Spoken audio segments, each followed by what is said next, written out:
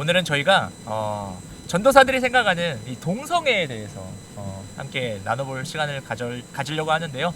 먼저 자기소개를 좀 부탁드리도록 하겠습니다. 우리 여기 전사님부터. 안녕하세요. 저는 현재 2학년 재학 중에 이정현이라고 합니다. 예. 학교에서는 북한내륙 선교회라는 그 북한 선교에 관련된 동아리를 맡고 있어요. 거기 맡고 계시구나. 예, 거기서 이제 부회장으로 섬기고 있고, 또 사역은 예. 사역도 이제 북한 선교 관련해서 이제 교회 안에서도 그렇고 외부적으로도 그렇고 이제 이러한 사역들 하면서 이제 학업하고 있습니다. 북한 내륙 선교. 그럼 모여서 뭐 하나요? 그럼 기도하나요? 그럼? 그때 한번 오셨었는데 우리 서기 예. 전사님 오셨었는데 예. 저희가 한 달에 마지막 주 그러니까 매주 화요일날 저녁에 하는데 마지막 주 화요일 저녁 모임 때는 북한 음식을 저희가 대접을 해요.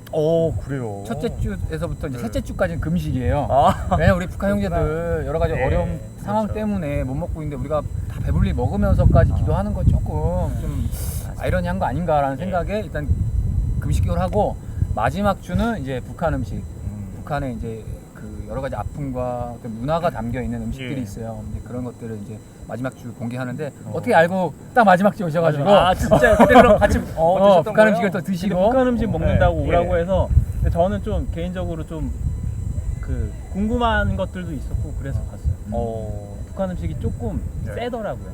그래요? 간이 좀 세더라고요. 아니 근데 그 북한 음식을 누가 하시죠? 탈북하신 분들이 이제 한국에서 예. 이렇게 가게를 운영하시는 분이 몇 분 계세요. 그래요. 어디 가서 흔히 먹을 수 있는 음식은 아니고요. 우리 소개를 뭐 할 필요는 없겠지만 뭐 워낙 다 아셔가지고 저희 연출이 씨는 그래도 인사 한번 하시죠. 어떻게 잘 보내셨는지. 네, 저는 네. 여기서 영상 촬영과 예. 가끔 참여 인터뷰 참여하는 예, 한 번씩. 김석유 전도사라고 합니다. 예. 방학 사역하느라 너무 바빴고요. 예. 중간에 또 이따 뭐 나눌 얘기 중에 하나이기도 하겠지만 해외를 한번 갔다 오고 그래가지고 바쁘게 보냈습니다. 그렇군요. 다들 방학 때 사역하시느라고 정신 없었을 거라고 생각이 드는데 저희가 오늘 또 함께 나눠봐야 될 주제에 대해서는 뭐 듣고 오셨겠지만 어떻게 보면 요즘 핫 이슈이기도 하고 또 한번 저희 합동측 교단에서 큰 교회에서도 또 이슈가 됐던 부분들도 있고 해가지고 저희 전도사들은 과연 이 동성애에 대해서 어떻게 생각하는지에 대해서 오늘 함께 좀 들어볼 수 있는 시간이었으면 좋겠다는 생각을 가지고 한번 이 시간들을 가져보려 했습니다. 일단은 그냥 뭐 딱히 주제를 가지고 제가 질문하기보다는 그냥 편하게 좀 동성애 하면은 전도사님들은 이게 어떻게 좀 받아들이는지 감정부터 좀 시작을 했으면 좋겠어요. 예, 감정이 좀 어떠신지 우리 그러면 전사님부터 한번 동성애 하면은 전도사님 개인적으로는 좀 어떻게 느껴지시고 다가오시나요? 일단 동성애라는 주제 자체가 예. 이게 뭐 우리가 신학교에서뿐만이 아니라 이게 사회적으로도 워낙에나 이슈가 되는 문제라서 이거를 접근한다는 것 자체가 저희한테는 되게 뜨거운 감자 같은 거예요. 근데 절대 놓을 수는 없는 주제고 예. 우리는 분명하게 답을 내려야 하고 우리 가리켜야 될 입장이기 때문에 신앙적으로 그런 부분이 있는데 제가 사실 좀 이렇게 이전으로 좀 돌아가야 되는데 예. 제가 예수님을 인격적으로 영접하고 정말 본질상 진노의 자녀의 삶을 살다가 회심한 지가 그렇게 오래되지 않았어요. 이제 회차로 세보니까 11년 차 됐더라고요. 그러시구나. 근데 그 전에 이제 삶은 워낙에나 이제 망가져 있던 삶이었고 네. 그러니까 하나님이라는 어떤 신적인 존재에 대한 인식은 갖고 있었는데 거절감이 있었어요. 내가 하나님이 있다면 알겠지만 있다면 제가 의도적으로 당신을 거절하겠습니다 라고 그렇게 살 만큼 좀 완악했었던 삶이었어요. 예. 왜 그런 이제 배경과 그라운드가 있었죠. 제가 전공이 음악을 했었어요. 그래서 이제 저 몸은 문신이 많거든요. 그래요? 예, 뭐 누구 겁줄나는 그런 게 예, 아니라 예. 그러니까 음악하고 한창 옛날에 그 네. 막 네. 해외 문물에 이런 거 문명에 네. 어떤 그런 문화적인 어떤 그 영향을 많이 받아서 예. 어릴 적부터 이제 막 문신도 많이 하고 막 머리 막 레게 파마도 하고 다니고 이랬거든요. 근데 그런 과정에서 음악을 시작했고 예. 클럽 이게 소위 말하는 요즘 이제 클럽이라는 문화가 있잖아요. 예. 그죠? 제가 클럽에서 DJ를 한 적이 있어요. 그 정도셨군요. 예. 근데 그 클럽 DJ가 그냥 클럽이 아니라 이태원에 있는 클럽이었어요. 더 좀 깊게 들어가면은 이태원에서 트랜스젠더 분들이 공연을 하는 클럽에서 제가 DJ를 한 적이 있어요. 예. 저는 분명히 뭐 예수님 예. 만나기 전에도 예. 남자가 아니라 여자에 대한 분명히 그런 정체성이 확실했다는 얘기죠. 저는 자매가 좋았고 여자가 좋았고 예. 근데 예. 제가 이제 어찌됐든 직업이니까 예. DJ를 하게 되면서 그 클럽이 어떤 곳이냐면은 그 성전환 수술을 하신 분들 또는 성전환 수술을 하려고 준비하시는 분들 그런 분들이 이제 와서 공연을 해요. 어떤 공연을 하냐? 립싱크 공연을 해요. 왜냐면 아직까지 이제 호르몬을 맞고는 있지만 성대가 남자 목소리 있기 때문에 그러니까 흉내는 이렇게 가능하게 하지만 네. 그런 분들이 립싱크를 하면서 공연을 하는데 이제 외형적으로도 이제 막 뭐 이렇게 치마도 입고 화장도 진하게 하고 해요. 근데 그 중에다 간혹가다 좀 우리 남자들도 보면 이쁘게 생긴 남자들 있어요. 그렇죠? 근데 처음에 전혀 관심이 없다가 하루가 지나고 한 달이 지나고 이렇게 영업을 하면서 이제 일을 하면서 계속 그 공연을 의도치 않게 보게 되잖아요. 왜냐면 제가 이제 음악을 틀어줘야 되는 입장이고 하니까. 근데 보는데 어느 한 날 갑자기 제 마음 한 켠에 그 중에 한 친구가 마음에 들어오는 거예요. 저희 어머니 목회자시거든요. 진짜요? 그러니까 이제 저는 뭐 신실한 믿음 아니었어도 이렇게 들려오는 이제 풍월이라는 게 있잖아요. 하나님이란 존재, 뭐 우리가 어떻게 살아가고 하나님 안에서 살아가 이런 부분들 어머니 통해 듣기도 하고 했는데 그래서 가치관은 분명했단 말이죠. 남자는 당연히 여자를 좋아하는 게 맞고 여자는 남자를 좋아하는 게 맞고 서로 사랑해야 되는 게 맞고 많은데 그렇게 이제 청년 때 일을 막 하면서 그런 배경과 환경 속에 내가 있다 보니까 어느 날 이뻐지는 이쁘게 보여지는 거예요. 괜찮게 이런 얘기 해도 되는 거죠? 아유, 나중에 이거 나가고 예, 이런 게 이런 게 진짜 저희가 필요했습니다. 그 이뻐 보이고 예. 그게 이제 외형적으로 이뻐 보이는 걸 떠나서 감정적으로 좋아지는 거죠. 그때 이제 와서야 느꼈던 게 뭐냐면 말씀에서 믿음은 들음에서 난다라는 말씀이 로마서에 있어요. 예. 그 들음은 곧 그리스도의 말씀으로 말미암는다. 우리는 예수 그리스도의 말씀으로 믿음이 생기잖아요. 예. 그게 또 바깥에도 그 논리가 성성이 되더라고요. 그러니까 무엇을 듣느냐에 따라서 사람이 무엇을 믿느냐가 작동이 되더라고요. 더 이상 진전은 안 갔어요. 감사하게도 하나님의 은혜였죠. 그러니까요. 어떻게 계기로 일을 그만두게 됐어요. 그리고 한 2달 가까이를 그 친구에 대해서 혼자 흠모하게 되더라고. 뻔히 알면서도 그 친구가 남자고 분명한 남성이고 저런 문제가 있는 걸 알면서도 좋아지게 됐어요.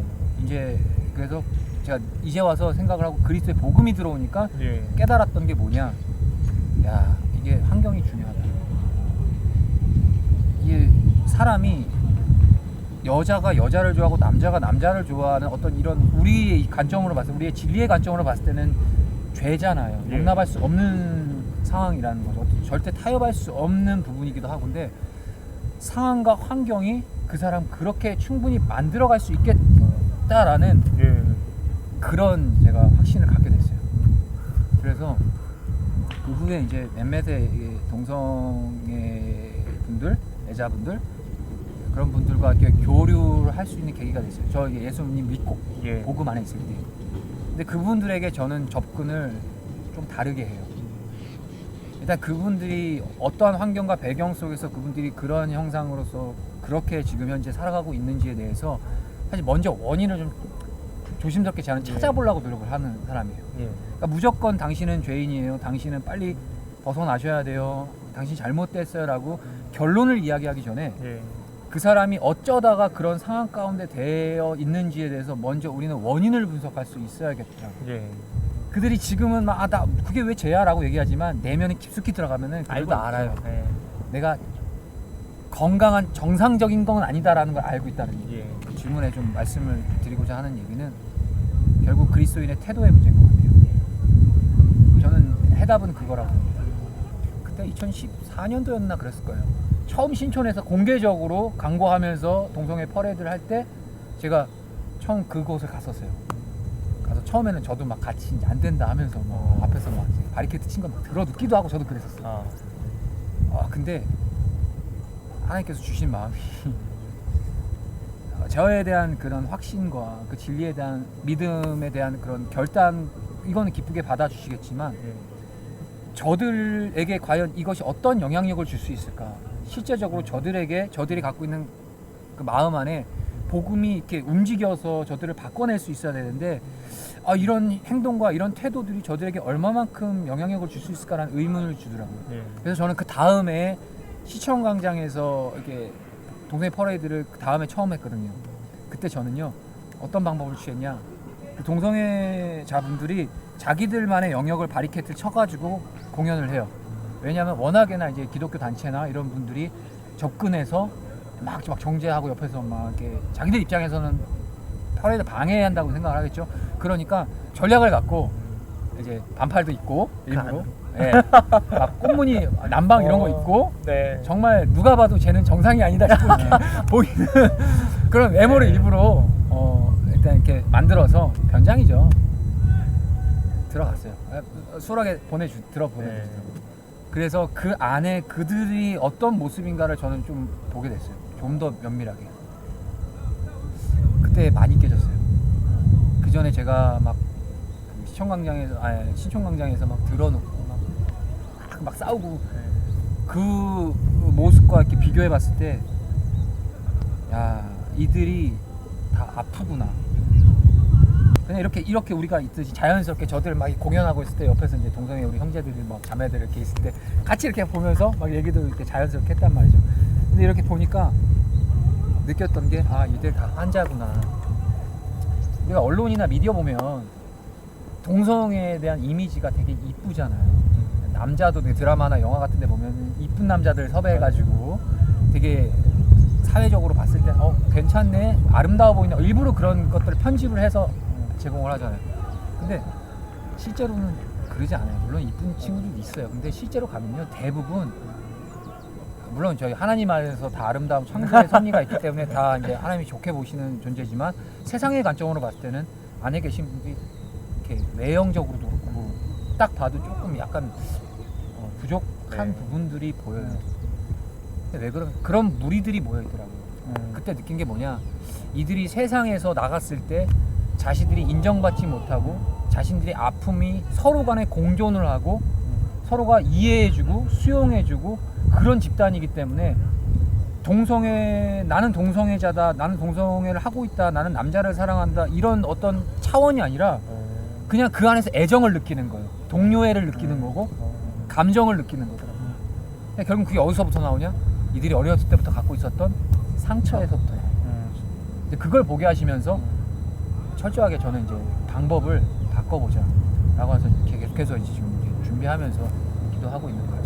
정말 실제적으로 그들 우리가 도울 수, 어떻게 보면 되게 연약하고 성경에서 말씀하고 있는 우리 이웃 중에 어떻게 보면 되게 소외된 자들이잖아요. 연약한 자들이고, 방금 이렇게 태도를 말씀하셨긴 했는데 이게 막상 이렇게 다가가면 이게 참 쉽지 않을 것 같아요. 네, 이게 하는 분에서 여러 가지 반대하시는 분들의 이유도 당연히 있잖아요. 이런 부분들이 또 우리 지금 자라나가고 있는 아이들에게 이런 게 그냥 하나의 문화가 돼버릴 수도 있는 거고, 저렇게들 표현하는 사람이 나만 그런 게 아니라 뭐 이게 막 드러나긴 하겠지만, 그 부분들에서 우리가 어떻게 해야 되는지에 대해서 뭐 답은 있는 것 같아요. 정말 그들과 함께 그들의 아픔들 저희가 품어주고, 또 그 근본적인 원인이 무엇인지에 대해서 함께 나누면서 이제 풀어가는 그런 부분들이 있어야 되는데, 이거를 정말 우리가 지금 준비될 수 있는 곳이 있을까? 전문가가 아닌 이상 그런 또 고민도 많이 돼요. 그러니까 심각하긴 심각한데, 제가 영국에 여름에 영국에 한번 갔다 왔어요. 다큐멘터리를 찍으러 한번 갔다 왔는데, 거기에 이제 계셨던 이제 선교사님 집에 제가 이제 머물렀거든요. 이제 학부 동기분인데, 그분 이웃 중에 바로 옆에 있는 집, 저도 이제 얼굴도 보고 그랬던 분이 레즈비언.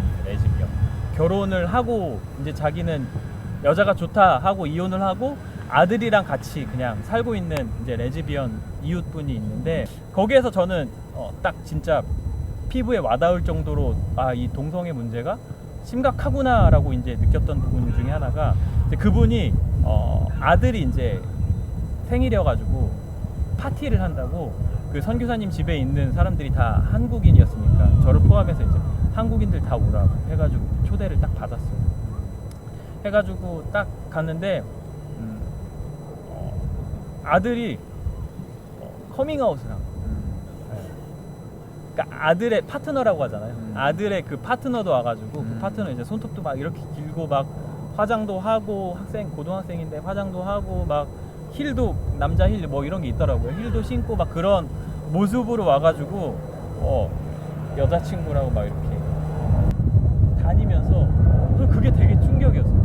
어머님이 레즈비언이고 엄마가 레즈비언이고 이런 환경에서 자라오니까 이 아들 입장에서도 학습한 게 본 게 그런 거니까 그렇게 된 건가? 약간 이런 생각까지 들 정도로 이 동성애라는 게 심각하구나 라는 생각이 들었죠. 그래서 저는 속으로 이 엄마가 그러면은 이 아들이 동성애 된 것에 대해 충격을 먹진 않으셨을까? 이런 생각을 했어요. 근데 그 얘기를 이제 그 선교사님이 얘기를 해줬는데 충격을 먹었대요. 근데 충격을 먹은 게 어떤 거에 대한 충격이었냐면은 만나도 왜 저런 모습으로 하는 남자 파트너를 만나냐는 거죠. 그러니까 그거에만 충격을 먹는 거고, 자 엄마 본인으로서 내가 그렇게 했기 때문에 그런 거는 아니더라고. 그래서 그 사실이 되게 좀 충격이었죠. 네. 아니 그곳에는 그냥 동성애에 대한 어떻게 보면 죄책감도 없는 전혀 그렇죠. 네. 그런 전혀 없어요. 문화들이 아예 뭐라고 보편화되어 있다라고 해야 되나요? 아예 그게 당연시되는 어머님이 어떻게 보면 진짜 그 아들이 어떻게 보면 남자를 데리고 왔는데 그 남자를 데리고 온 거에 대한 충격이 아니라 어떻게 저렇게 못생긴 애를 만나 뭐 이런 거잖아요.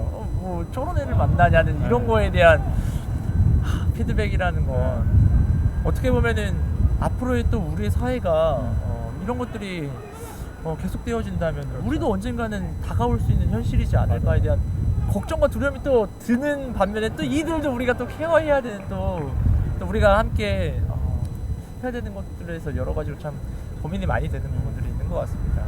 결국에는 결국에는 우리한테 돌아온 숙제인 거죠. 예, 맞습니다. 사실 아까 서기 전사님 영국 얘기를 이제 들으면서 되게 비슷한 상황이에요. 요즘에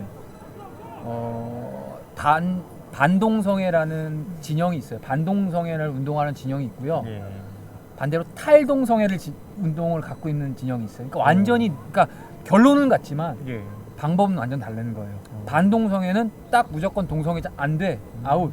너희들 마귀사탄 이게 되는 거고 약간 그런 결론이 되는 거고, 탈동성애는 너희들이 건강하게 돌아올 수 있게 우리가 도와줄게가 되는 거예요. 근데 저는 탈동성애의 어떤 방법론이 훨씬 더 건강하다라고 저는 생각을 해요. 왜냐면 저들에게 충분히 그것들을 계기를 마련해 줄 수 있고 회복할 수 있는 동기를 마련해 주되, 내가 먼저 회복해야 될 망가진 존재구나, 내가 회복이 돼야 되겠구나라는 마음을 가질 수 있게끔 도와주는 건 그리스도의 사랑이 무엇인지, 주님이 우리를 위해서 대속해 주신 그 주님의 십자가의 사랑이 무엇인지를 먼저 그들 삶 속에서 그것들을 보여주는 게 우선이라고 봐요. 그래서 그 부분을 가기까지가 너무 에너지가 크죠.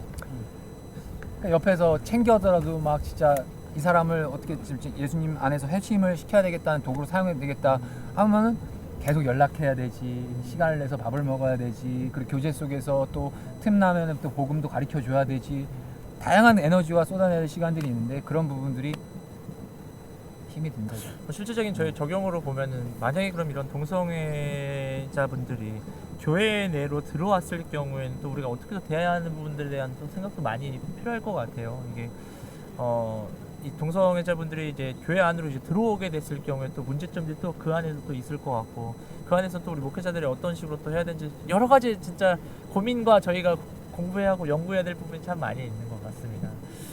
청년이 한 명이 왔는데 그 청년이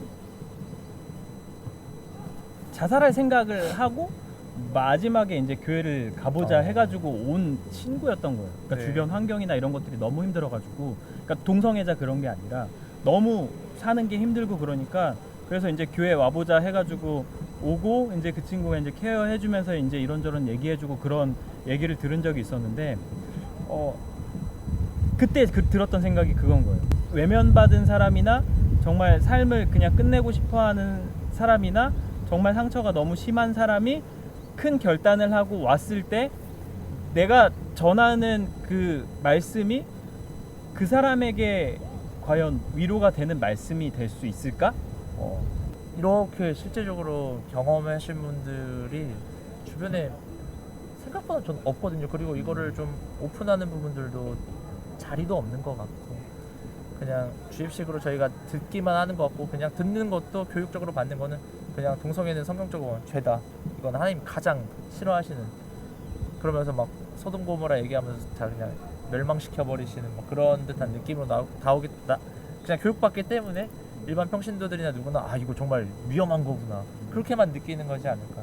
제대로 된 우리들의 가르침이 필요하지 않을까도 또 생각해보는 시간인 것 같습니다. 가늠한 여인이 딱 왔는데 사람들이 그 주변 사람들이 돌을 던지려고 하니까 이제 바닥에 뭐를 쓰시고 제가 없으면은 제가 없는 자만 돌을 던져라 이렇게 말씀을 하시는데 그런 고민인 거예요. 그렇게 정말 그 입으로 이렇게 정죄하는 사람들이나 그렇게 매장하는 사람들 가운데 정말 그 현장에 있는 가운데 예수님이 딱 등장하셔가지고 누구든지 죄가 없는 사람이 돌을 던져라라고 이렇게 말씀을 하는 그 순간에 돌을 던질 수 있는 사람이 과연 있을까? 우리가 그냥 생각하는 것 자체, 그러니까 뭐 지나가는 그 여자를 보다가 이제 그거를 그냥 행동을 하지도 않았는데 그 음욕을 품은 것 자체마저 죄라고 하는데 그런 맥락에서 봤을 때 본인들의 분명한 연약한 부분들이 저도 그렇고 있음에도 불구하고 이제 동성애라는 것이 너무나 이제 드러나는 거이기 때문에 그것만 너무 매도하는 거 아닌가. 다 똑같은 죄인인데 저는 이제 그 부분을 얘기를 하는 거죠. 어떻게 보면. 자기 자신에게는 이제 전도사님이 지금 말씀해 주셨던 그런 적용이 필요해요.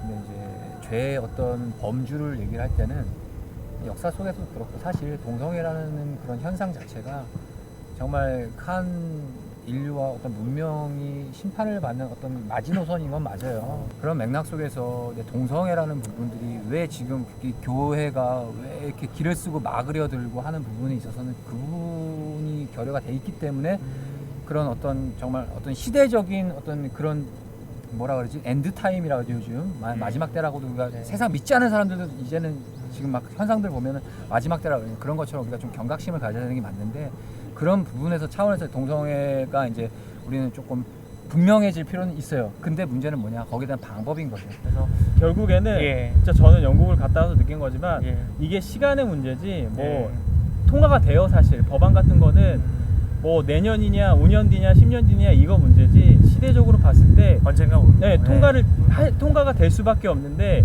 그 통과가 되는 상황을 염두에 두고 우리가 그 교회 안에서 무엇을 해야 될지를 저는 더 고민을 해야 되지 않을까. 이후에 맞습니다. 너무 귀한 시간들을 허락해 주셔서 너무 또 감사하고 우리 전사세가 좀 앞으로도 계속적으로 이런 컨텐츠들이 좀 있었으면 좋겠고 우리 전사님들의 생각들 또 각자가 이렇게 고민하고 있는 부분들이 좀 이곳에서 같이 좀 열리게 편안하게 좀 오픈될 수 있는 시간들을 좀 가질 수 있으면 더 좋지 않을까라는 또 오늘 이렇게 얘기를 나누면서 생각이 들었습니다. 저희 학교에서 이런 주제를 가지고 이렇게 컨텐츠가 나온다는 것 자체가 참 고무적입니다. 저는 아주 좋은 거라고 봅니다. 와 정말 괜찮을까요? 그러니까 저는 그래서 불안해요 솔직히 지금. 저희도 저희 나름대로 좀 두려움이 있지만 또 이것도 저희가 앞으로 하면서 고민하면서 결론을 맺어주면 돼요. 저희는 동성애 죄 맞고요. 네, 저희는 분명히 동성애를 저희가 우와 그러는 거 아닙니다.